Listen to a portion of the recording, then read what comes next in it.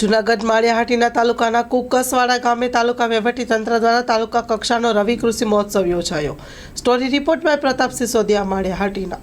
જ્યારે રાજ્યના તમામ તાલુકાઓમાં રવિ કૃષિ મહોત્સવ યોજાયેલ હોય એમાં માળિયાહાટીના તાલુકાનો આપણા કુકસવાડા ગામ ખાતે રવિ કૃષિ મહોત્સવનું આયોજન કરેલ હતું।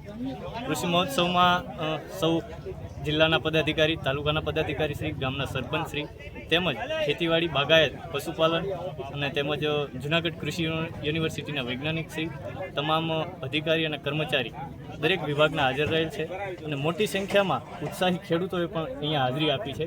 અને રવિ પાકોમાં જે આધુનિક ખેતી કઈ રીતે કરવી, કૃષિ તકનીકી કઈ રીતે નવી જે આધુનિક પદ્ધતિઓ આવી હોય તેને કઈ રીતે અપનાવવી, તેમજ મિલેટ વર્ષ જે આપણું પ્રધાનમંત્રી સાહેબ જે મિલેટ વર્ષ જાહેર કર્યું છે તો મિલેટના શું ફાયદાઓ છે એ બાબતની જે માહિતી છે એ આપણા ખેડૂતોએ મેળવેલ છે।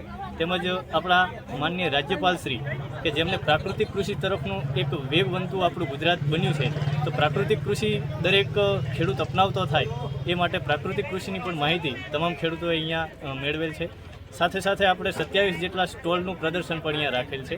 એ 27 સ્ટોલનું પ્રદર્શન જે ખેડૂતોએ નિહાળી અને એમને જે જરૂરી હતી એ માહિતી મેળવેલ છે।